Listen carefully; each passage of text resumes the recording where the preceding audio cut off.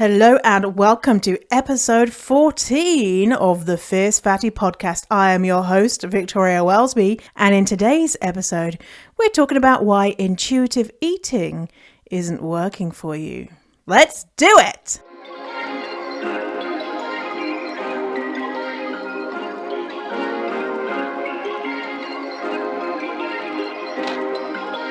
Perfect. You're listening to the Fierce Fatty podcast. I'm Victoria Welsby, TEDx speaker, best-selling author, and fat activist. I have transformed my life from hating my body with desperately low self-esteem to being a courageous and confident fierce fatty who loves every inch of this jelly. Society teaches us living in a fat body is bad, but what if we spent less time, money, and energy on the pursuit of thinness and instead focused on the things that actually matter, like if pineapple on pizza should be outlawed, or if the mullet was the greatest haircut of the 20th century. So, how do you stop negative beliefs about your fat body controlling your life? It's the Fierce Fatty podcast. Let's begin.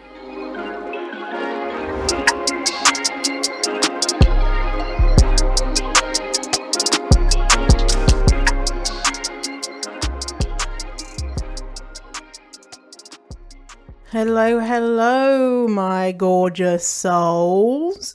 Welcome to this episode. How you doing? How you feeling? I'm feeling particularly good today because it's getting brighter, isn't it? It felt almost like spring today where I am in the middle of nowhere in Ireland. I heard some birds tweeting and the sun is shining. I took my dog, Dougal, out for a walk. It's so... Do you have a dog? Do you have dogs that like to rub their faces and their bodies in the most stinkiest, nastiest shit and disgustingness that they can find? Well, my dog Dougal, his smell, his nose receptors, smell radar must be off the hook. Now, I'm in the middle of nowhere, and so I'm in like farm country, and there's loads of like sheep poo and cow poo and just manure being sprayed on fields and all sorts of things. And Dougal manages anytime that we go out to find the most disgusting smell. And when my back is turned for like 0.5 a second, I'll turn around and he'll be like gleefully being like, rubbing himself in this stuff. And he did it again today. I'm just like, no, what are you doing? And he did it the day before last, and I have to give him a bath, right, every time he does this. And so I'm like, you little bastard, why are you doing this to me? But apart from that, it was a nice walk, and now the sun is not setting, but it's looking beautiful over the Irish hills. I'm going to be here for a couple of more months, and then in Q1, sometime in Q1, I don't know when, I'm going to be going back to Vancouver in Canada, which is where my base is. So anyway, that's what I've been up to, cleaning up dirty dogs. And I took my mum's dog too, and she never does anything like that. But the thing that Dougal rolled in was so juicy that she did too. And so I'm like, oh my God. My mum's dog is massive as well, this big fluffy, the Dulux dog, Old English sheepdog. So I was like, why? Why are you doing this to me?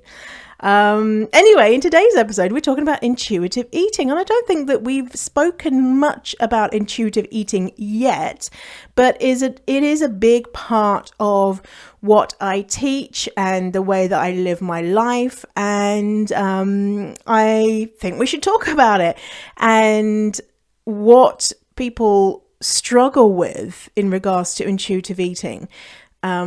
Because talking to people and coaching people, I see the same things come up again and again and again. And it's the same two things that are preventing people really being, I don't want to say doing intuitive eating well, but doing intuitive eating in a way which feels good and isn't yet another diet or another set of rules. And so I want to talk about the two ways that people stumble in intuitive eating. So in case you don't know what intuitive eating is, let me break it down for you. So what I like to call intuitive eating is just eating like we'd never been fucked up by diet culture. So imagine a world where you were brought up when there was no such thing as diet culture, and everyone was just balanced around food, aka not being like, oh, you shouldn't eat that, and did you know that celery has 12 calories and you shouldn't have it before 3 p.m. or unless you'll put on like 17 pounds or whatever. You would just eat, quote unquote, normally. You would eat what felt good. And when I say feel good, I mean what feels good to your tummy, what tastes good, what feels good in regards to how it affects your body. And so you might be like, oh, I love chocolate, that makes me feel good. And you might also be like, oh, I love vegetables because they make me feel good. Or you might not. It just wouldn't be a big deal. And you would eat the things that your body needed, and you would eat the things that your brain wanted, and it just wouldn't be a big deal. You wouldn't be like, oh my God, I need to work off that grain of sugar that I ate yesterday by doing 12 hours of intense cardio or whatever. You just wouldn't think like that because that's diet culture that has made you feel like that, and fat phobia. But there's an official definition. So intuitive eating is a term that was coined by Evelyn Tribole and Elyse Resch in the 1990s. And what they say on their website, which is intuitiveeating.org, is intuitive eating is a self-care eating framework which integrates instinct, emotion, and rational thought, and was created by two dietitians, Evelyn and Elyse, in 1995. Intuitive eating is a weight-inclusive, evidence-based model with a validated assessment scale and over 100 studies to date. So it's been around for a while, and really this type of eating wouldn't even need a name, but because of diet culture, it's this way of eating which is quite strange if you think about it, because most people have some type of rules, some type of guilt, something going on which means they can't eat in a way which is free from shame and guilt. I think it's very rare to see an intuitive eater out in the wild who just was brought up as an intuitive eater, and you would recognize them because, as maybe if you're a former dieter or you have your own stuff around food, you would see them and they would just eat food, and they just, would just eat food and just be quote unquote normal, and you'll be like, what is wrong with you? You're so weird. Don't you feel guilty for eating that? Or, they just seem relaxed around food. And so it's very strange if people haven't been affected by diet culture and have been taught things by their parents, which leads to disordered eating patterns or full-blown eating disorders. So there are 10 principles within intuitive eating. So I'm going to read them out to you. And so these are not, I don't want to say they're not rules because they're principles, but these are the 10 things that intuitive eating are comprised of. So let me just read them out to you. Number 1, reject the diet mentality. Number 2, honor your hunger. Number 3, make peace with food. Number 4, challenge the food police. Number 5, respect your fullness. Number 6, discover the satisfaction factor. Number 7, honor your feelings without using food.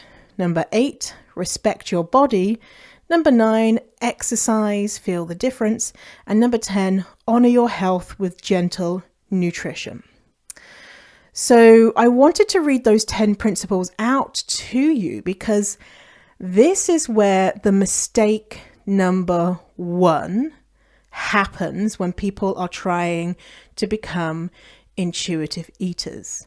Now, if you've ever been on a diet or you live in a culture that is fixated on dieting, which is most people in the world, then you have been taught that you are not to be trusted around food and around feeding yourself. And what diets do is they infantilize us.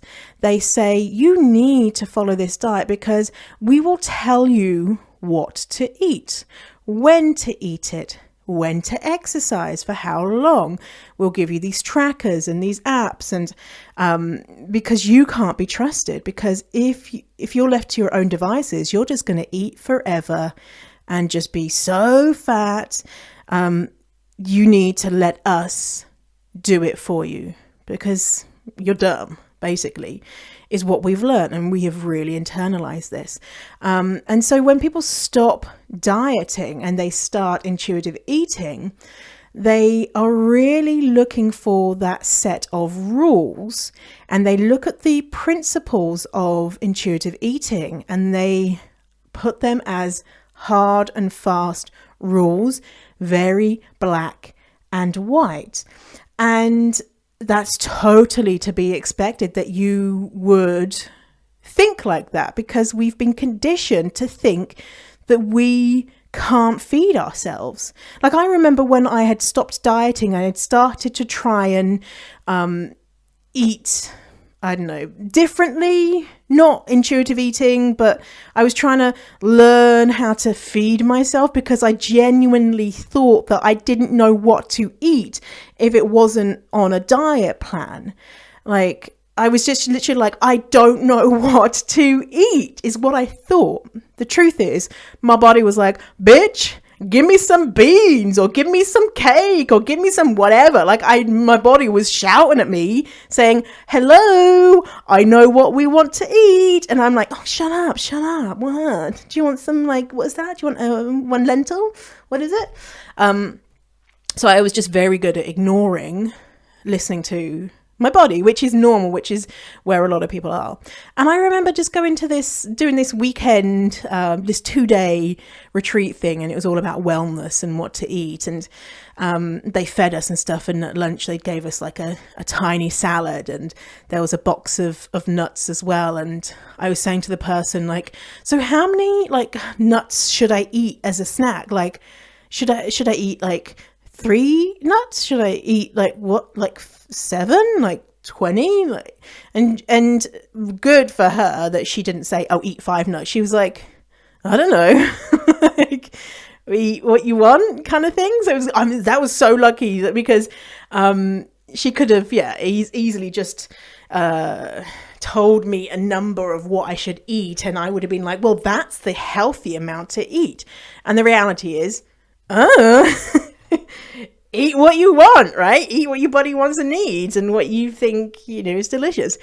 And I was just like, what? Give me an answer. Like, the answer. Tell me, like, how many do you eat? This is what I was saying in my head, but out, I was like, okay. I was thinking there must be a number, because I was craving someone to tell me what to do, how to feed myself. I was just literally like, I don't know how to eat like a normal person. And the whole time my body was like, hello, I'm here, I'm telling you what you need. And I'd have little whispers from my body being like, oh, I really fancy this tonight. And I'm like, shut up, you're not getting that, or whatever it is. So it's really easy to put extreme kind of structure on things, and this can lead to not being as successful with intuitive eating. And when I say being successful, what I mean is finding food freedom. It's not feeling out of control around food. It's not thinking about food that much, apart from, oh, I'm hungry. Oh, what do I want? Oh, let's go to this restaurant. Oh, that food's delicious, or whatever. It's getting to a point where you just feel at peace. And if you don't feel at peace, there's some more work to be done. And of course, it's not linear. It's not like you'll become an intuitive eater and then you'll get to a point and then you'll be like, done. I never have a single issue with food ever again, because things always come up, right? So let's go through these principles and see how you could be making them too rigid for you. And you have to trust yourself versus using outside information. And this, I like the way that they've called this principles versus rules, or you must abide by this. And as we know, like with diets, if you didn't abide by X amount of calories or X amount of burpees or whatever it is, that it would have some sort of negative outcome, right? So we're very scared to not follow something to the T. So some of the principles that I'm going to mention, I want to go through how you could be making them not black and white. So number one is reject the diet mentality. I think that's pretty, basically try not to diet. Try not to think that dieting is the way to go. And that's a process. And so that is something that makes sure that you're making sure that you are working on it, and it's going to take time. But the next one, honor your hunger. Now, a lot of people, they might be like at work and their lunch is at, say, 2 p.m. and it comes around to 1 p.m. and they're really hungry and they don't eat until their lunch break because their job means that they can't go off and eat. And so they're just like, oh my God, I'm such a bad intuitive eater. I'm doing it wrong. I didn't eat when I was hungry. And then when it came to 2 p.m., I was really, really ravenous. And then I ate all the food and blah, blah, blah. And I'm just a big loser and I'm not doing this wrong and blah, blah. This very black and white thinking, right? So life happens. Sometimes you are not going to be able to eat immediately at that point that you're hungry. Now, you can do your best to anticipate things, right? Like, so say you always have your lunch at 1 p.m, but then someone, one of your colleagues said, hey, can you swap with your lunch break because I need to go and pick up my sick kid? And you're like, yeah, sure. And then something happened and, and then you're hungry. It's just life, right? Or you're hanging around with friends and someone says, oh, I'm not hungry yet. And we'll wait a little bit. And then the food takes ages to come. And it's just life. And so you're not a bad intuitive eater for not eating when you're hungry. What eating when you're hungry is doing is helping you become in tune with your listening to your body. Because during our dieting years, if you've dieted, we celebrate hunger, right? Like when you're trying to lose weight, I'm feeling that hunger feeling in my belly. I'd be like, yes, I'm winning. Like literally right now, my body is burning all of this disgusting fat. And so that hungry feeling would be a good thing. Or I'd be hungry at a time where I decided I shouldn't be hungry. And I would just say to myself, oh, I'm not hungry. I'm just thirsty. I'm not hungry. Or if I am hungry, I'll just eat some air. I'll just gulp some air, and kind of ignore that signal. Or some people don't really feel that signal at all or very much, because it might be years that your body's like, hello, I'm hungry. And then you're just like, shut up.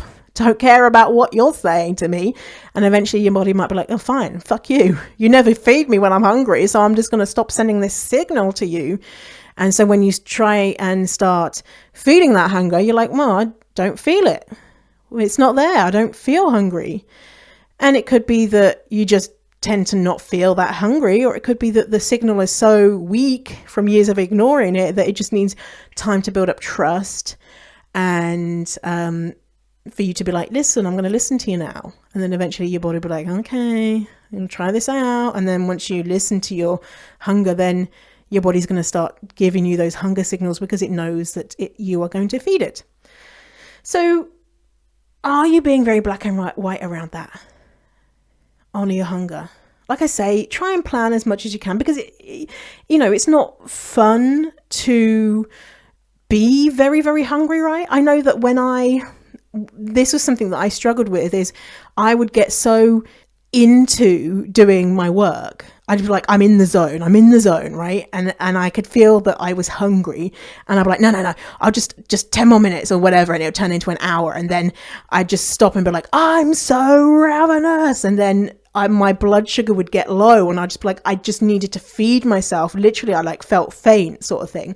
And so I started recognizing that I would have this pattern of getting in the zone and just loving what I was doing. So I would make sure that before that point, I would have some snack or whatever to take the edge off, so that when it did get to a point where I was out of the zone or finished doing whatever I was doing, I wasn't so ravenous, right? Because I recognized that feeling wasn't a feeling that I liked, because it made me feel kind of like cold and sweaty and like I was about to faint, and I couldn't get food into me fast enough, and just it wasn't a good feeling for me, right? So now I am a lot better with that, and I will always do my best to eat and try and plan ahead. But always, life is not perfect and things happen. So number 5 of the principle is respect your fullness. Now, respect your fullness. What that is all about, again, is getting in touch with your body. When we're in diet land, what we will do is we'll do 2 things. We'll either not eat enough and not be full, because the diet plan has said that you're allowed to eat 2 grains of rice and 1 grain of salt. And then when you've eaten those 2 grains of rice and 1 grain of salt, you're not full, but you're like, well, the diet plan says that. And so you're not getting that feeling of fullness. Or when you're dieting, it's like a pendulum. You will restrict, and the natural response is to binge. And I never knew this, and for years I was like, oh my God, I'm a monster, because I will eat a lot of food in one sitting. And the reason was because I was restricting so extremely that my body was fighting back and doing everything it could to get me to a place where I was feeding myself. And so it's absolutely normal that you binge, if you do binge. And the reasons a lot of the times behind it is because you've been restricting. So you might feel more full. You might feel uncomfortably full. And so that might have been the pattern that you've come from. And so when it comes to respecting your fullness, well, again, if you're looking at this black and white, you could be sat at the table being like, what's my level of fullness? Like, being very precious about it and being like, am I full enough? Am I not full enough? Did I eat 1 pea too many and now I've gone over, and now I went from being satisfied to being too full?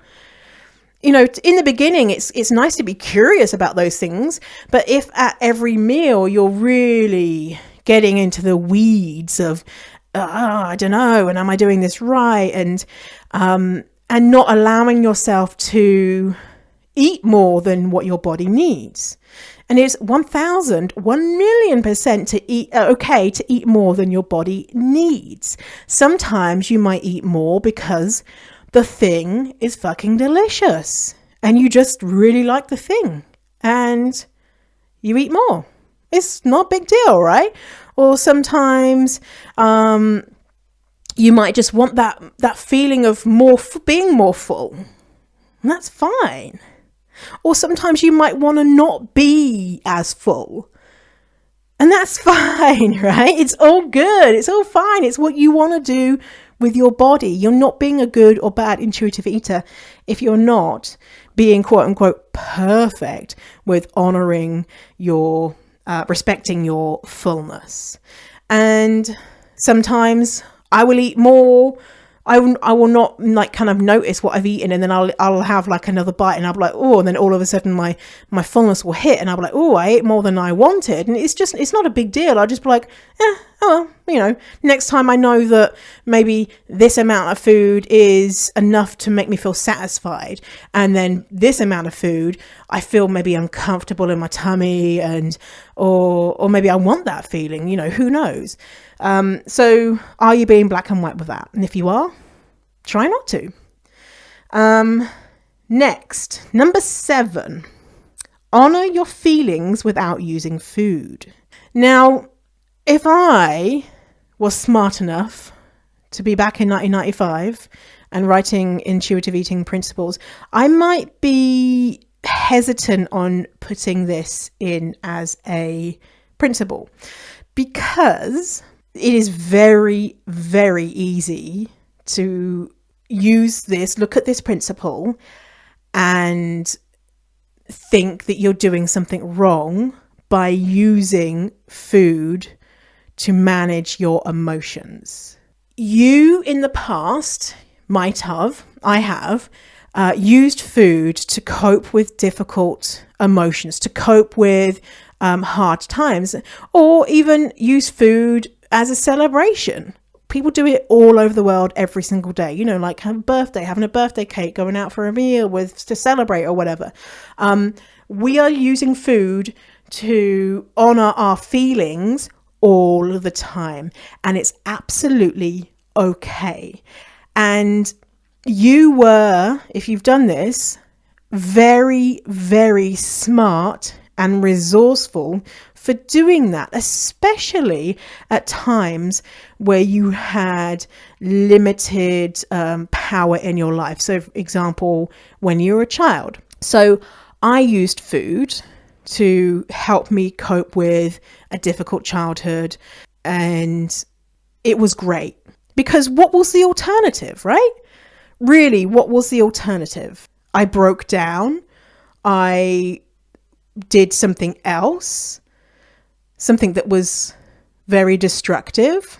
What was the alternative at that time? That for me, the best alternative would be ideal. If we lived in an ideal world, then I would have been in like therapy and all that type of stuff. But that wasn't my reality, right?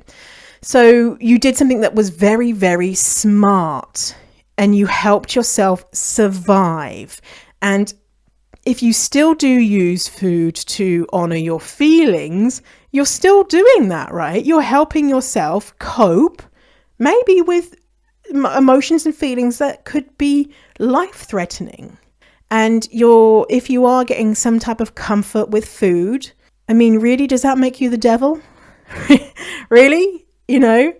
One of my clients said she had like a really terrible day, and she ordered some popcorn, and she was kind of telling me this as maybe this was a bad thing because she used popcorn to comfort herself. And I was like, oh my God, popcorn? You ate some popcorn? Oh my God, call the police. What? She's out here eating fucking popcorn because she had a bad day. Oh my God, outrageous. And in reality, it's just some fucking popcorn. Like, it's all good. It's fine. Now, there might become a time, and maybe not, there may be a time where you identify that there are more complex things going on, and you now have the resources or the ability or the desire to honor your feelings and your emotions in a variety of ways. You might not want to, right? So you might be like, okay, well, I'm having a really difficult time with this thing, and I have been eating food, and that makes me feel better, but still, I think I need to do something a bit more as well, or something different, and try it out and see if that helps even better. And so you might be like, okay, well, I'm going to go to therapy, or I'm going to go and talk to a friend, or I'm going to go watch some cheesy Netflix thing or whatever. And you might notice that is more helpful, or not. It might be that using food is the best thing for you, right? So there's nothing wrong with using food to help you survive life. But you might get to a point where you might want to explore other things as well. So for example, so we all use food. Society uses food is totally tied in with our emotions, with the happiness and, sadness and big events and things like that is the consumption of things. And so, but we're demonizing it when it's in fat bodies, right? So take the black and white out of it, and take out, I had this thing because I was sad, and I'm bad. I'm bad because I did that. You're not. You're just a human being, right? And you're doing your best. You're doing your best to survive. Okay. So number 9, of the principles is exercise, feel the difference. So how could that be black and white? How could you be making that black and white? Very easily. Especially, this is another one I might, if I was in, changing the principles, I might be like, exercise if you want to, but if you don't want to, don't, just chill, just don't worry about it. Not as succinct as exercise, feel the difference, right? Because I just recognize that so often dieters, ex-dieters, and people living in diet culture, aka everyone, turn it into, if I'm not doing it, then I'm wrong. You might not be an exercising type person. That's fine, right? You might have incredible trauma around exercising. Even the word, like I don't use the word exercise because for me, exercise means running around the school field on a freezing November day, being the last, and my bum wobbling and being really ashamed, and the teacher being like, why are you so slow, and being picked last, and going to throw up from exercising so much at the CrossFit place, and that type of thing. That's what exercise brings to my mind. So I don't even use that word. I just use the word movement, or I might just say dancing, or just having fun, or whatever, going for a walk. And so you could have connotations with that, which means that you're not able to at the moment engage in physical activity because it's just a whole load of negativity and shit in your brain, which is understandable. So many fat people have that story of absolute abuse at the hands of PE teachers and gym teachers at their schools. Cruelty from the kids and the teachers, and no understanding for the dynamics at what is at play when you're a young person and you live in a bigger body. Or, anyone who's just not as athletic, right? And it's a very big kind of like, if you are athletic, then you're one of the cool kids sort of thing. So if you want to move your body, great. If you don't, great. There is no morality in moving your body or not moving your body, right? Reagan Chastain says that it's morally equivalent to do a marathon or a Netflix marathon. Both are morally equivalent. And that's absolutely true. Obviously, our society doesn't say that. But if you want to, say if you're just like, fuck exercise because, I've had bad experiences with it. Or you could have the belief, like I believe, that exercise, the only reason to exercise was to punish your bad fat body. And therefore, it was not to be enjoyable. And so when I was in my dieting days, I would do things like go to the gym. Boring. Go running. Not my favorite. Go to these like fitness classes where it's all filled with like skinny people and doing things like burpees and stuff, right? I would do things like that because I thought exercise wasn't fun. You did it as a punishment, as a penance for living in this body. And then one day I went to, I don't know what it was, maybe a dance class. And I was like, what the fuck? This was fun. What? And the instructor didn't once mention like, come on girls, burn those calories. Whoa! Like, let's trim our bums or anything like that. It was just, yes, I feel like Beyonce right now. And then I had this realization, oh my God, you can move your body for fun. And I realized that I moved my body all the time, like riding my bike, but I didn't count that as exercise because it was kind of like a way to travel, right? Or walking. I was just like, well, that's just a way to get from A to B, right? It's not exercise, but it is, in the word, the definition of exercise, because I didn't have any negative feelings attached towards it. So could you try something which you don't have anything negative attached to? Or don't. Don't. Like, if you don't want to, don't. My personality type is I have a personality type. This is the Myers-Briggs, by the way.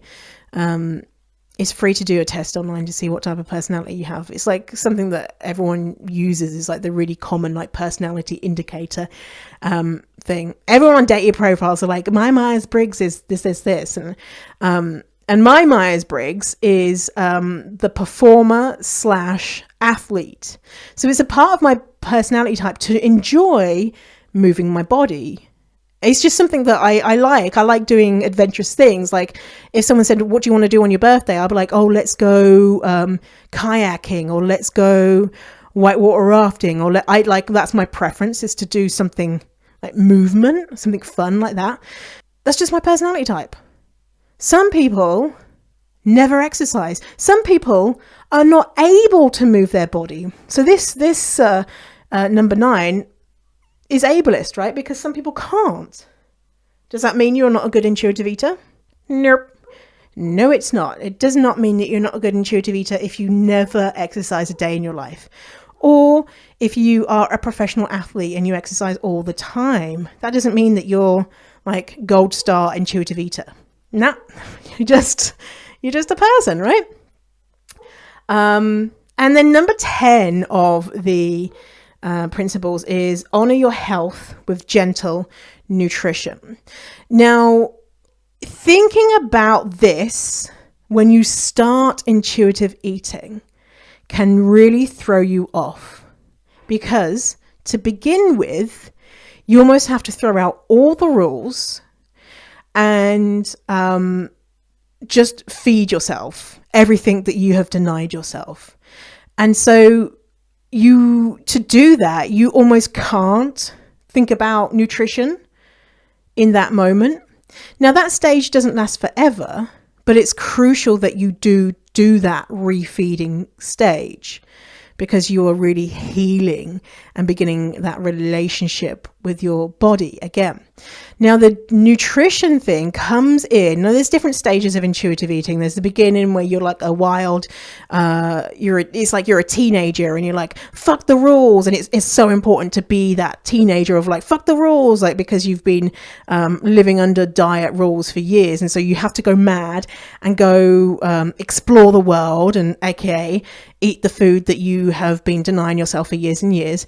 And it's a really important stage of intuitive eating. And you'll do that for however long a piece of string is.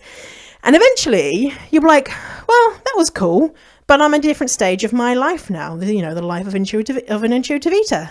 And you'll start to be like, well, how does this food make me feel? And what does this, do in my body? Does it make my tummy feel good? Does it make me feel alive and vibrant after? Or do I notice that if I eat that thing, it makes me feel a bit yucky? Or what ways can I get more different variety of foods in my life? Like, you naturally get to this point. So if you're not feeling like you're naturally curious about gentle nutrition, that you're not there yet, right? You have to just get there naturally. And this can be really frustrating for people, because people want to start in intuitive eating, eat the food and get it over with, so that they can just not eat all the food, because they don't want to, because they're scared of the consequences.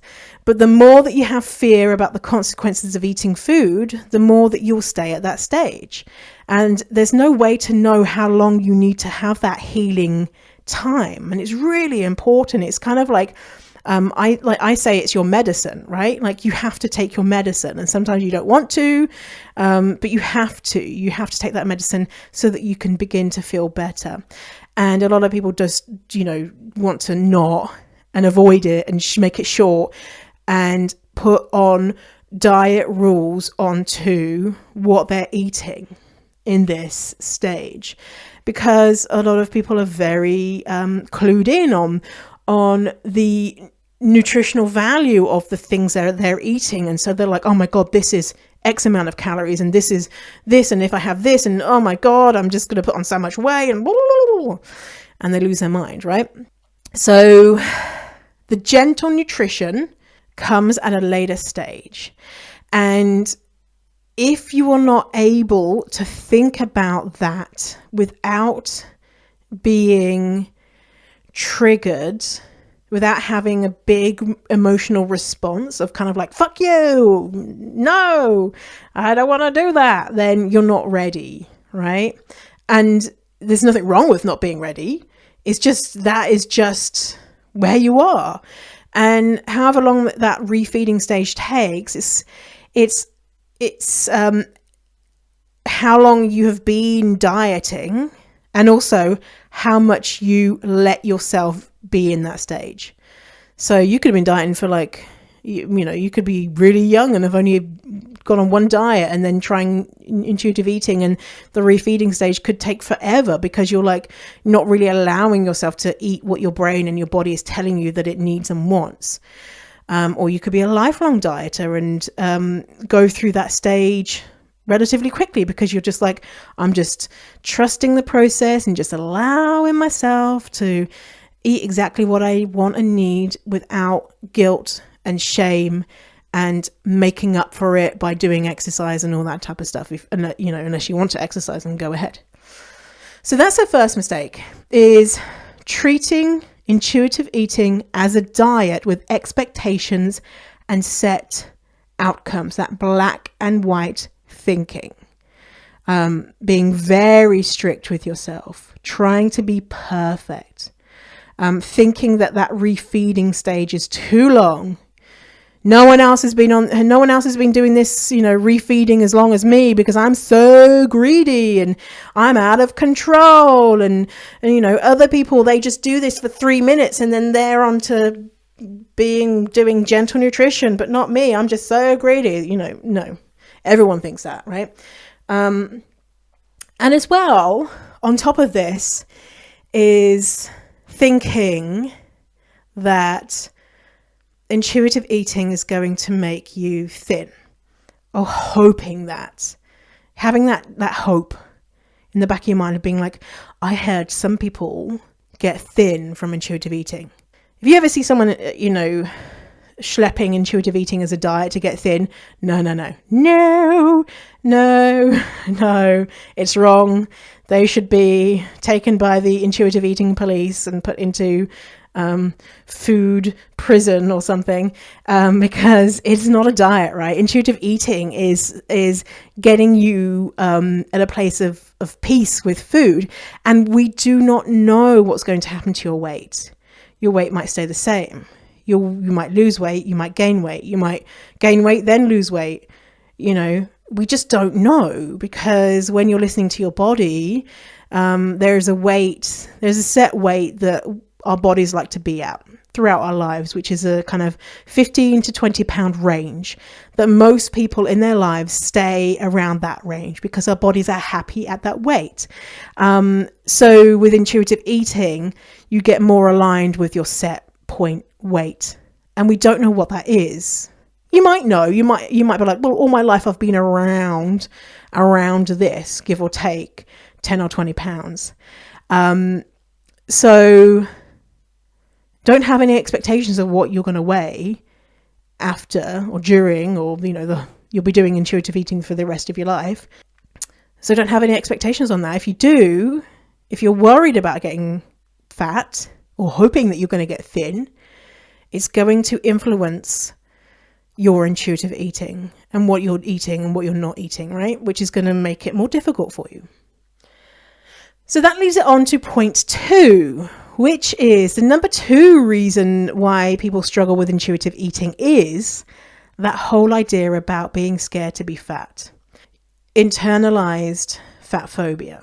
So this is massive. This is really, really, really big. And you cannot learn intuitive eating without also unlearning fat phobia as much as possible. That's why I think intuitive eating should be taught as much as possible by fat people, and or have a massive portion of breaking down fat phobia alongside it. Because The whole reason we're kind of in this place where we don't trust our bodies, where we can't eat quote unquote normally, we're not at food peace, is because we are so goddamn terrified of being fat or fatter. So the big thing about intuitive eating is letting go, and so many people really struggle with this, really, because the fear of eating X amount of things, and that X amount of things turning into X amount of weight gain is terrifying.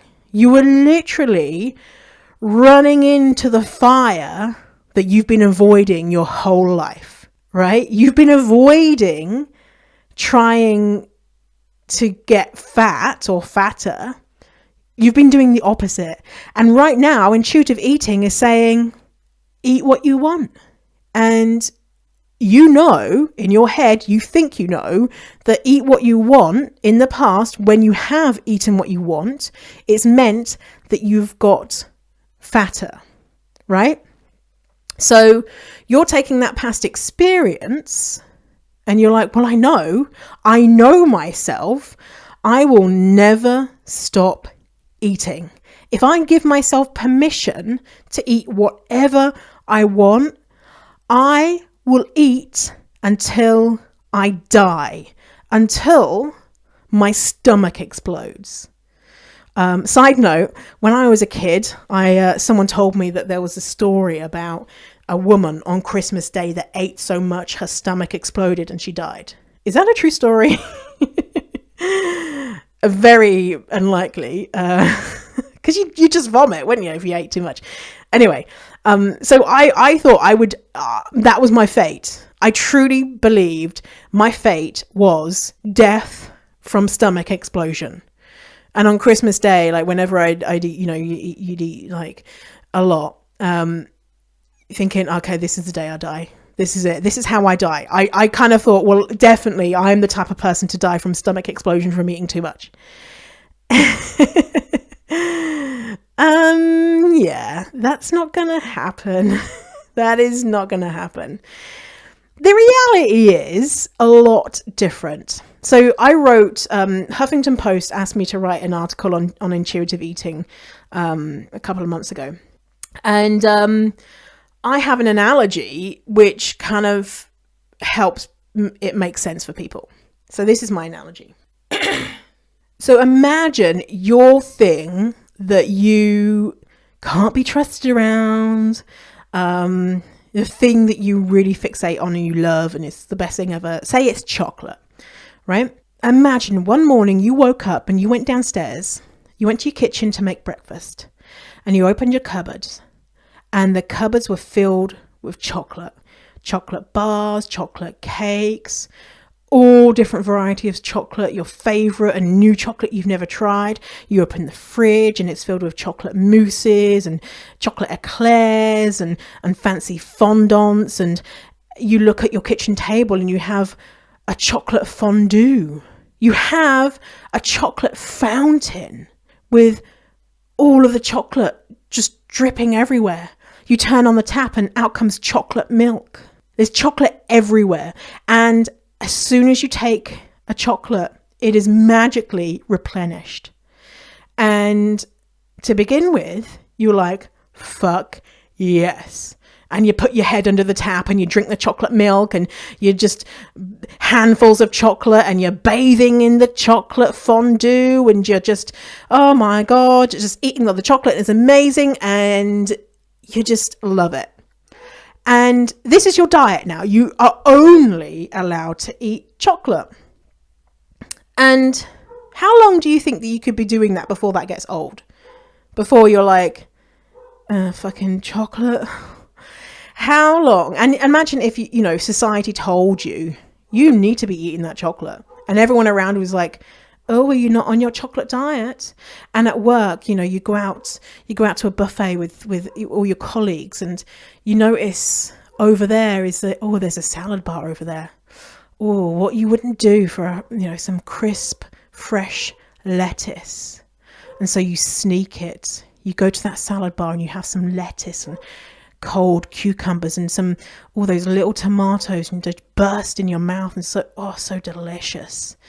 But you feel guilty because you've slipped from your chocolate diet.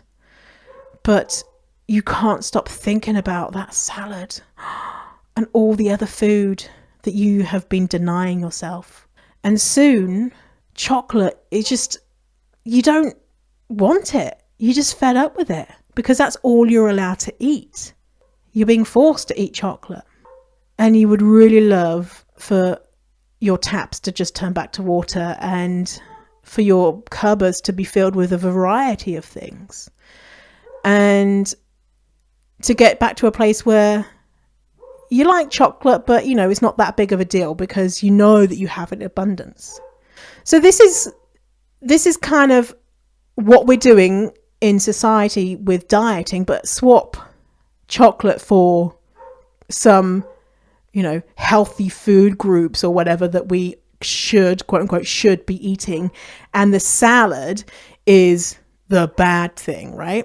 And so you can see how ridiculous it is, right? And you can see how once you allow yourself anything that you want, the power very soon goes. And we don't want to get to a point where you're like, I hate that thing now, because no, we want you to still have joy with food. There will be a stage where you won't feel joy with food because all the emotions taken out of it and it's very sad in intuitive eating. But generally speaking, we don't want you to get to a place where you're like being force-fed chocolate and you're like, never again.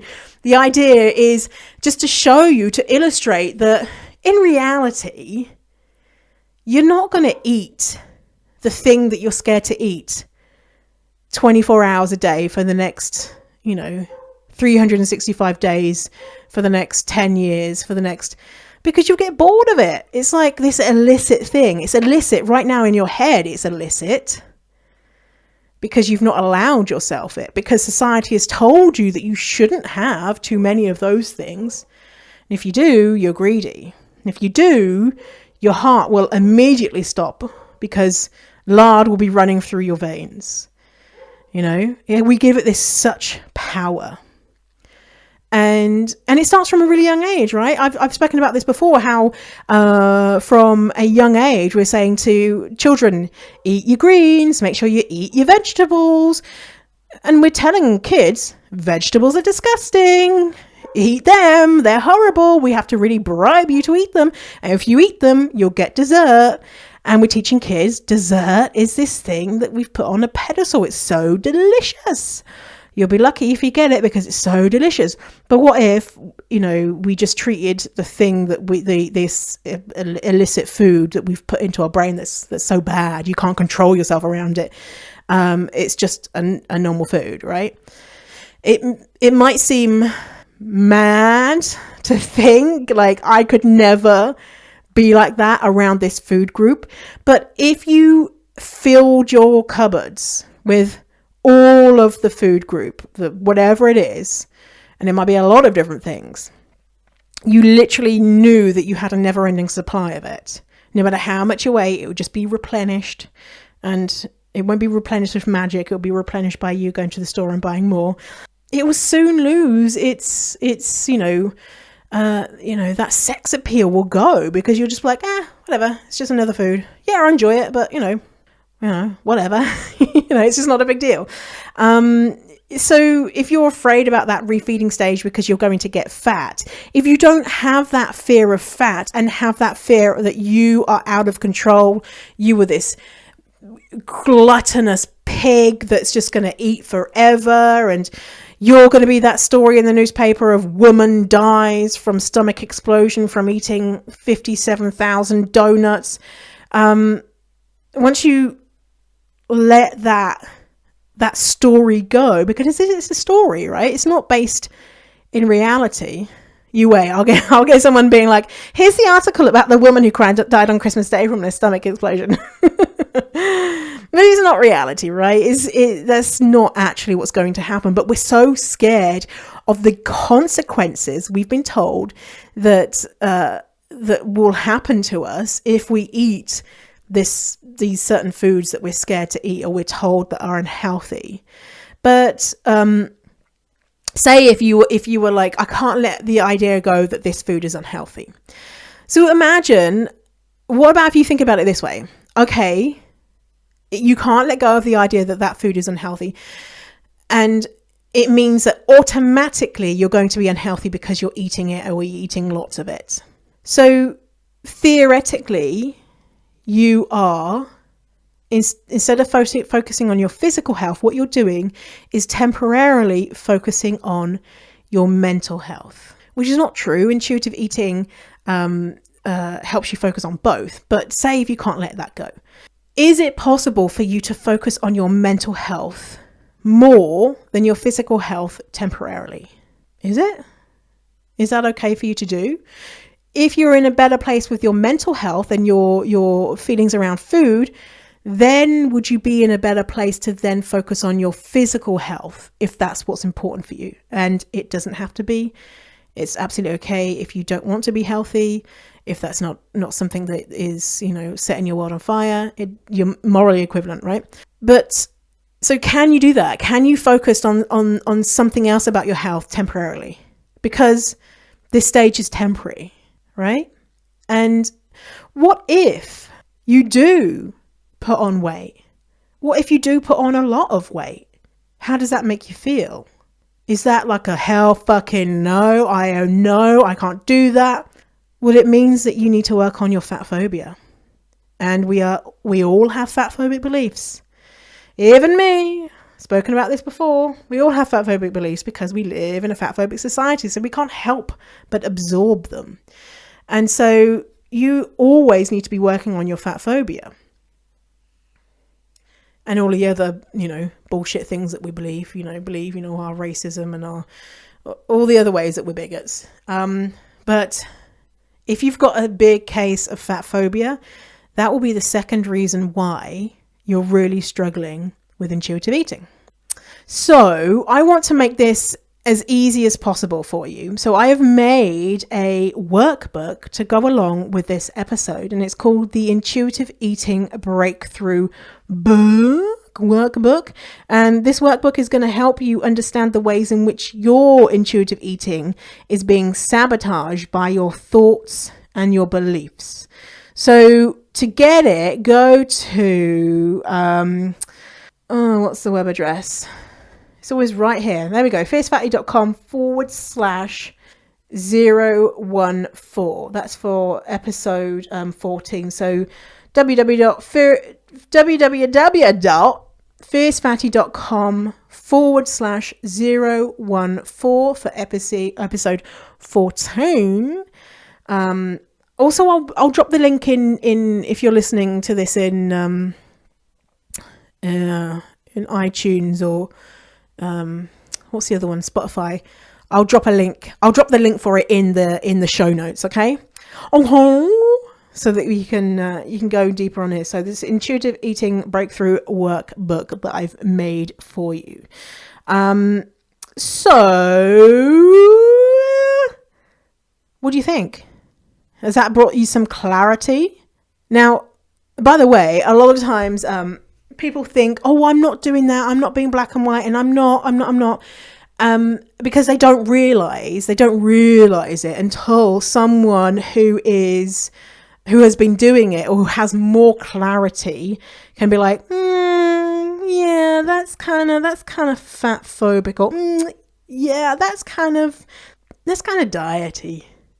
You just don't realize it, right? Because you're in it. You just, and so you might be like, nah, that's not me. But if you're struggling, is it? Yeah. So a little fact about me. And today's fact is the last book I read, I finished it last night. Very proud of myself. And that was Happy Fat by Sofie Hagen. And Sofie is a comedian. And of course, the book was funny, but also very serious and important, and very well written and entertaining. And I got through it in maybe 5 days. And I'm not a book reader really. I normally listen to books. I'm not a massive reader, but do you know what? I bought it when I went into the Who Are You Calling Fat house for filming, because I knew that we wouldn't be allowed our phones. But I didn't get a chance to read it then because it was so fucking busy. And then I've had it on the side being like, read me since. Anyway, so I definitely would recommend reading Sophie's book. I'll link it on the show notes as well. And I've just bought another book, Losing It by Kai Hibbard. Now, Kai was in the 3rd season of The Biggest Loser, and I was reminded that it was on my list of books to buy, and I've just been really inspired. I want to read it immediately. I'm going to read it after I've finished recording, because today Jillian Michaels, the trainer that used to be on The Biggest Loser, shamed Lizzo. Fucking knobhead. Oh, if I was that presenter, so what is it she said? She said, Jillian Michaels said, the presenter was like, oh, Lizzo and all these people who are representing different body types. And Jillian Michaels was like, why do I need to think about her body? Why are we even thinking about her body? Because it's not going to be awesome when she gets diabetes. Fucking idiot. Oh my God. Jillian Michaels is a massive knob. She's had like loads of lawsuits against her because she's been schlepping these diet pills that, you know, kill people and stuff. And she's all like, oh, Lizzo, I'm worried about your health. Bull fucking shit. So Kai Hibbard, who was, she's under some really strict contract from The Biggest Loser. They basically take away all your rights about talking about it. And so this book is quote unquote fictional, the fictional story of her Kai's time in The Biggest Loser experience. But I think it's all 100% true, and how they abused them and told them not to eat anything and made them exercise for 8 hours a day, and made them exercise on broken ankles and shit like that, and said that coffee is a meal, and gave them pills to make basically the diet pills to make their hearts race really fast. So Jillian Michaels really cares about fat people's health, so much so that she physically and mentally abuses them. She loves fat people, not. So Kai shared about her book that she wrote, and it came out last year, and so it's been on my things to buy list since then. But I really want to read it now because I want to read all the shit on Jillian Michaels and all of the awful stuff that she did. I want to know more about it. But there's a really, really good, is it New York Times article? I think it's New York Times article on the repercussions that The Biggest Loser contestants have suffered after doing that, and how the metabolisms are so fucked up, and how I think one guy was like, oh, he can only eat 600 calories a day, and if he ate more than that then he'd put on weight. And it's just heartbreaking. And I used to love that show. Oh my God, that show. Oh, I would binge watch so many seasons of that show. I just think about the amount of fat hate that really contributed. And I really believed, when the trainers would be like, you're so lazy and come on, keep doing. I'd be like, oh, look at those disgusting fat people. They're just so lazy. Like, why don't they just keep working out? If they weren't so fat, they could work out more. And why have they only lost 20 pounds this week? Last week they lost 30 pounds, and it just really contributed towards my fat hate. So hey, if you're still watching that show and you're trying to love your fat body, here's a little clue for you. Don't watch it. It's going to make you hate your fat body even more. And it's funny, isn't it? How they do the before pictures, and they always make sure that the before pictures look as unappealing as possible. Like, they put them in shit clothes and make sure that they don't look very happy, and then the after pictures they're in a glamorous dress with high heels and full makeup and all that type of stuff, and obviously thinner. And And that's just even the beginning of the bullshit that's The Biggest Loser. So yeah, I'm going to read that book, Losing It by Kai Hibbard. I'll link that and Sophie's book. And actually, I'm going to link that New York Times, I'm just writing it down, link New York Times article. I'm going to find it for you and put it in the show notes so that you can have a little read. That's really interesting and sad as well. So, hey, if you want a book to read for free, why not leave a review for this podcast, which will really help me because it's going to spread the word. The podcast streaming services really like to promote podcasts that have lots of reviews. Leave a review for the show and say how amazing and good looking I am, something like that. And before you submit your review, take a screenshot and email me, victoria@fiercefatty.com, with your review. And I'm going to send you a digital and audio version of my book, Fierce Fatty, so you can get your read on with that. Listen to it or read it. And share on social media that you're listening to Fierce Fatty, and I will put you in a draw to win a Fierce Fatty cup to drink beverages out of. Or you can do anything with it. Use it as a hat. Try and put your foot in it and use it as a shoe. Whatever. You do. I'm not the boss of you. You do what you want with your cup when you win it. Okay? So, thanks for hanging out with me today. It's been fun. Yeah. I'll see you at the, I'll see ya the next episode. Okay, so see you later, crocodile. Okay, bye.